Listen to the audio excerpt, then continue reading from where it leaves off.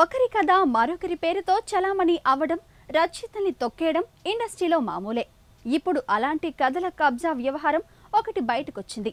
దాంతో ఇద్దరు టాప్ దర్శకుల మధ్య చిచ్చు రేగింది. ఇంతకు ఎవరా దర్శకులు?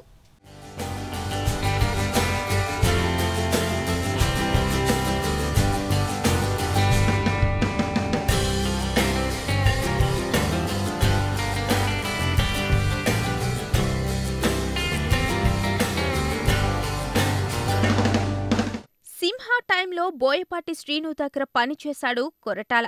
ఆ సినిమాకి కథ, మాటలు అందించింది కొరటాలనేనట. అయితే బోయపాటి శ్రీను మాత్రం 2 టైటిల్ కార్డ్స్ ఇవ్వను, కథ లేదంటే మాటలకు నీ పేరు వేస్తా అన్నాడట. 2 వద్దులే అని కొరటాల అలగడం, నిజంగానే టైటిల్ కార్డులో కొరటాల శివ పేరు కనిపించకపోవడం జరిగాయి.